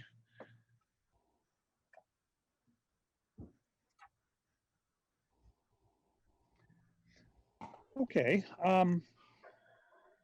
Good evening. Before I get started, once again, we received a letter from the Fair Housing Council of Oregon yesterday, and similar to the letters that we received in the past, it states that the findings don't adequately address Goal 10. And they provided a model set of findings that we thought that we had followed in our set of findings for the annexation, but apparently there are some things that we still need to discuss. We used the discretionary model that the city of Beaverton uses in our findings, but again, we will probably need to discuss with the Fair Housing Council what they would like to see additionally in the findings for the next go around. So I think at the end of this presentation, I'm going to go ahead and recommend that we set this over to the next available hearing date. Very quickly, the zoning map is shown here. It's located at 19230 Atwater Road. It's approximately 0.42 acres. It'll be zoned R10 single family. Utilities are available. Sewer is available in Childs Road. It's a 10-inch City of Lake Oswego collection line along the south property line. An existing T or stub out is located in the sanitary sewer main that would allow the new lateral to be extended to the southeast corner of the site. Of course, the septic tank would have to be decommissioned per DEQ standards. And if the dwelling decides to connect to the line. Water is also available from a 4-inch River Grove Water District line in Redwing Court along the west property line or property frontage of the site. And that's pretty much it. We find that the property is within the urban services boundary and that the annexation is timely with regards to the public facilities and recommends approval, or of course recommends that the meeting be postponed until the next available meeting, which is July 21st, I believe. Mr. Respy? If I may, Mayor, I think, and Paul, correct me if I'm wrong, I think an appropriate motion tonight, if you want to approve it, is to tentatively approve ordinance 2849 and ask staff to bring back findings in the final ordinance on September 1st. As we will again talk with the Housing Council. I left a message for the attorney for Housing Land Advocates this afternoon to discuss this issue and hadn't heard back yet. I'm sure we can resolve it. Again, I will boldly say I don't think they are truly saying they think that this annexation would not comply with Goal 10. but they seem to have an issue with more conclusory findings with regard to the fact that this has already been analyzed under Goal 10 when the comprehensive plan map was adopted. And this is almost administratively applying it when an annexation happens. They did provide, as you recall, some model findings from City of Beaverton, but if you look at option 1 under that, it's very similar to what City of Lake Oswego is doing here in its findings. So I think it's just a matter of getting back to them and saying what more can be done. Again, do we have to set it over? Well, if in fact there is an objection that is filed by a party, then our findings really should address their objection, whether or not we change the rest of the findings or not. But I would think Paul's recommendation is a good one, and would again urge that you tentatively adopt, if you so approve, and set it over for, ask staff to bring findings back on September 1st. Well, September what 1st. bothers me is we've had these same, from fair housing, we've had these same objections every time we do an annexation the last couple of years. And we've never honored their objections before because they weren't applicable. So why are we doing so this time? Well, again, as I said, the findings where someone objects, your findings really should address their objection, whether or not you change anything or not. So to avoid an appeal based on the fact that the findings aren't even addressing the objection, we'd recommend you do this. Whether we really change anything or not, again, we would like to not keep getting these letters. And so it'd be good to, I've invited the attorney for HLA to take the city's findings to say, no, what now is not similar to what you approve of in Beaverton. So we really flesh this out. Again, if I thought we truly were disagreeing whether this complied with Goal 10, it'd be another matter. I just think there's some technical issue here that either they aren't articulating to this point that our staff understands, or vice versa. And They haven't articulated that in all of the hearings we've had. This is a waste of time to have to come back again. I understand. We'd like to try to keep it from happening again. Okay, well, I will make a motion to tentatively approve this ordinance. Second. Yes, Councilor Wendland. Can we bring this back at our very next meeting? When you said Yes. September 1st, you said September 1st. No, July 21st. Okay. The I'm very hoping- next meeting. Yeah. Yeah, the very next meeting.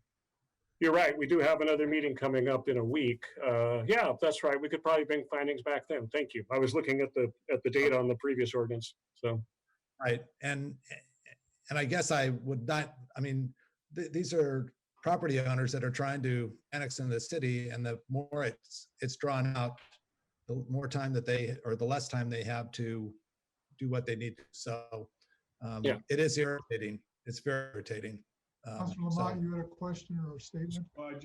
I support this motion, and just for the record, the slideshow had 900 Atwater Road. It's Redwing Court. I don't think it makes a difference, but if our attorney Oh, thinks thank you. Yeah. that's just the catch. Oh, But, gosh. Yeah. Oh, yeah. On the utilities. I'm Yeah. sorry. It's all right. No, I'm so you got sorry. the right map, though. Right. So I think this is justified. I think Councilor Wendland and Councilor O'Neill Okay. talk about, let's get this moving. So I agree. Anybody have any further comment or discussion on this motion? I have one comment or just a point of clarification. I heard our meeting next week. We do have a special meeting July 14th, but I did understand that you meant the next regular meeting of July 21st. No, we can do it. Let's July. not add anything to the 21st or to the 14th. The wastewater plant will take the Oh, whole time. all right, yeah, so we'll do it the 21st. okay. 21st. Okay. All right, call a roll, please. Yes, Mayor Studebaker, Yes. Councilor O'Neill, Yes. Nguyen, Yes. Lamont, Yes. Wendland, Yes. Mans, Yes. and Kohlhoff. Yes. Okay, motion passes unanimously. Do we have any information from council? Right. Reports of officers? Oh, I'm sorry, Councilor Lamont, you had something? Yeah. Are we still meeting on Zoom for the next two meetings, or one meeting, or? Actually, that's what I was about to say, is we're gonna continue on remote meetings through the month of July, just because of what we don't know about phase 2 at this point. So it's better for our planning purposes just to stay remote for the rest of the month. hopefully the conditions will change. And so when you come back from August recess, hopefully we'll be able to have in-person meetings. I'm sorry, I would actually like to get you guys in a meeting room together. I know I'm sad too, partially because I don't get cookies, because I don't make cookies for myself. But thank you guys for laughing.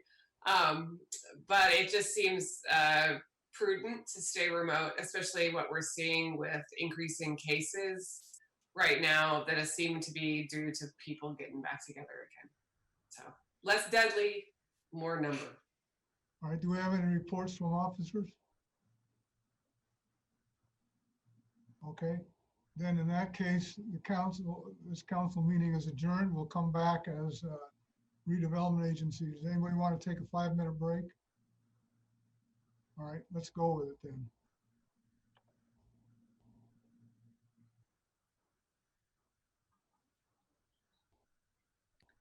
So it sounds like you've called the meeting to order. I did, Okay. kind of informally, but I did.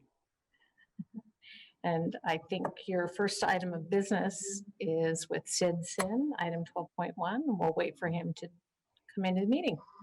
Okay, Good evening, Chair Studebaker and members of the board. Sid Sin, Redevelopment Manager. Good evening. Hey, so this evening, we will be talking about 2 different items. The first item is a request for the to increase the guaranteed maximum price for the construction contract with Howard S. Wright in the amount of $4.1 million. That 4.1 includes 3.5 million for phase 2, which is the demolition of the existing city hall, construction of the upper parking lot, as well as the civic plaza. It also includes about 583,000 in different scope changes that we had, redesign, improvements to the buildings, and overall building enhancements.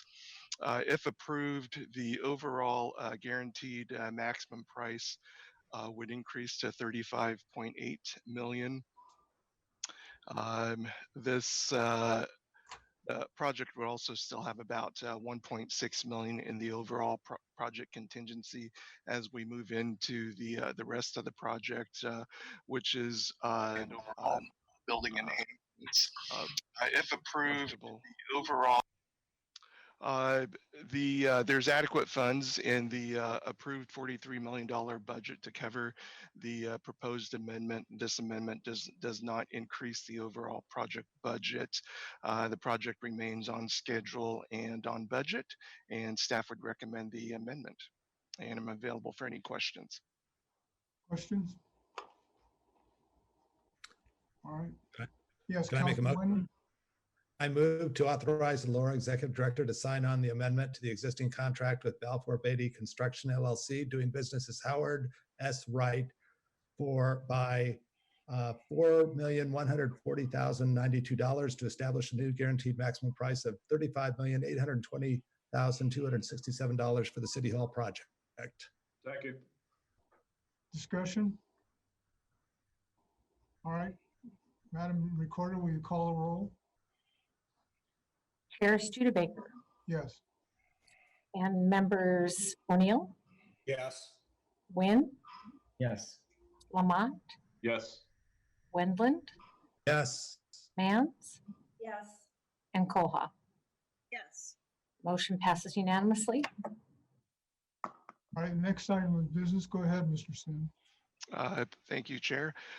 Before I begin this item here, I'd also like to introduce some members of the design team that are with us this evening. We've got Jeff Humphreys, who's the principal architect with McKinsey, as well as Adam Olson, the project architect, and they'll be available for questions at the end of this presentation. But the second request before the board this evening is to increase the architecture and engineering contract with McKinsey for $425,000. In August 2018, LORA entered into a design contract with McKinsey for approximately $2.5 million.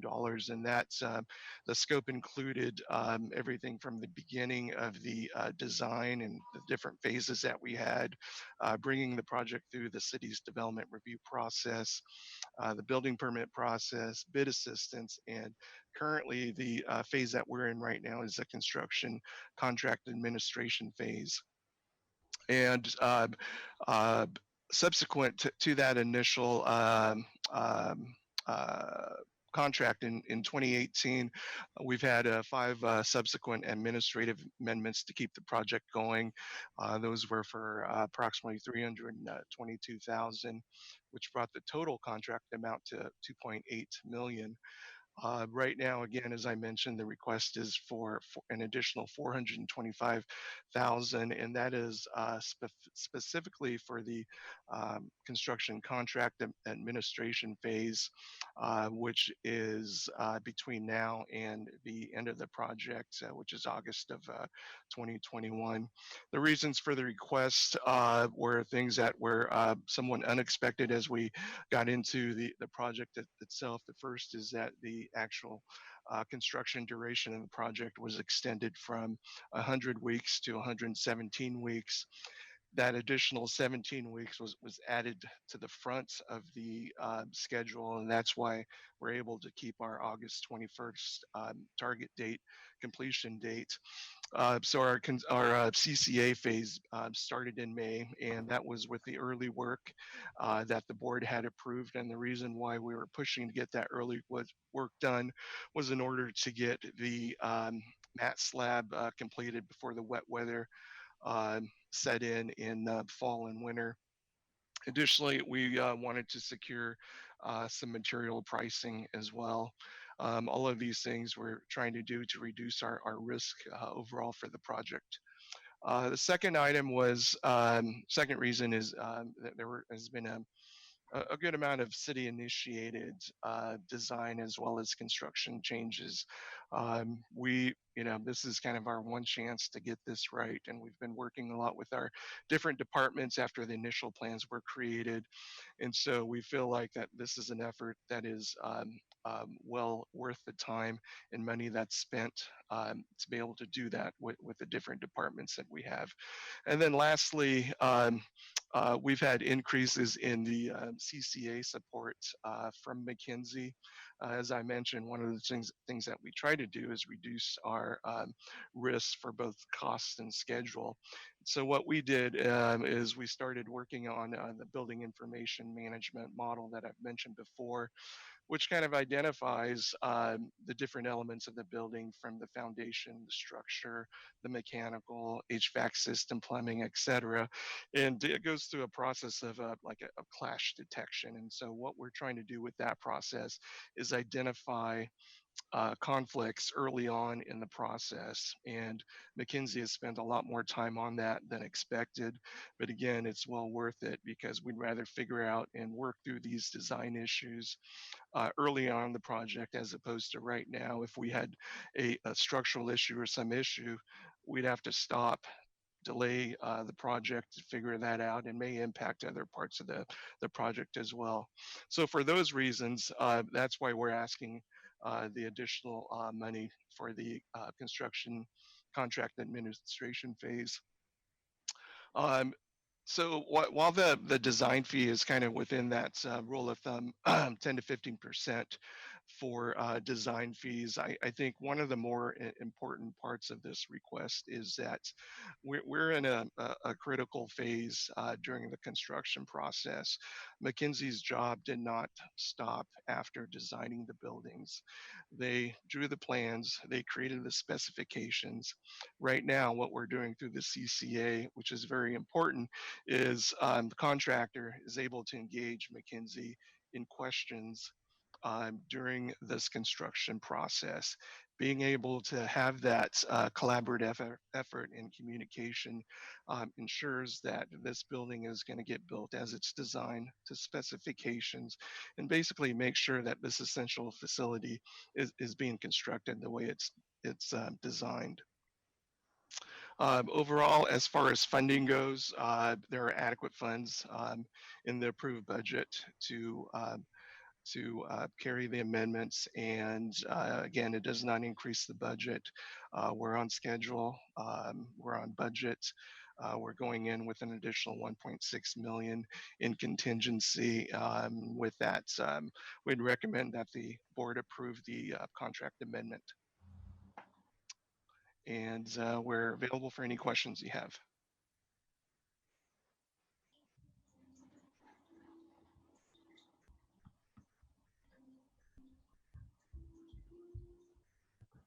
Can I make a motion? You're on mute, Mayor. Go ahead, Councilman Whitman. I move to authorize the LORA Executive Director to sign an amendment to the existing architecture and engineering City Hall design contract with McKinsey for $425,000. Second. All right, we have a motion made and seconded. Discussion. All right, would you call a roll, please, Madam Secretary or Recorder? Chair Studebaker Yes. and Board Members O'Neill, Yes. Nguyen, Yes. Lamont, Yes. Wendland, Yes. Mans, Yes. and Koha. Yes. Motion passes unanimously. Mr. Sin? Mr. Sin? Yes. As long as your team is here, would you at least introduce them to us so we can say hello? Yes, and I do apologize for that. I didn't have the full screen up, and so I only saw a few folks on there. We've got Aaron Braun, who's the Senior Project Manager with Howard S. Wright. We have Adam Olson from McKinsey, the Hi, Adam. Project Architect. We also have Jeff Humphreys, the Principal Architect, Hi, Jeff. and from McKinsey, as well as Dave Lintz, who's been our city's owner's rep. Hi, Dave. Thank you. Thanks for coming, or thanks for making yourselves available, gentlemen. Absolutely. Thank you. We're really enjoying working on your project. Good, good. Thank you. Okay. Thank you, Mr. Sin. The next item on our agenda is approving minutes from the last meeting on May 19th for LORA. Motion to approve minutes. Second. Has been- Motion made and seconded. Any discussion? Okay, call the roll, please, Madam Recorder. Yes, Chair Studebaker, Yes. Board Member O'Neill, Yes. Nguyen, Yes. Lamont, Yes. Wendland, Yes. Mans, Yes. and Koha. Yes. Motion passes unanimously. Thank you very much, folks. I'm sure we'll see you guys on Thursday and Saturday as we conduct our interviews for boards and commissions. That should be interesting. Thank you very much. Have a good evening. This Thank meeting is you. adjourned. Bye.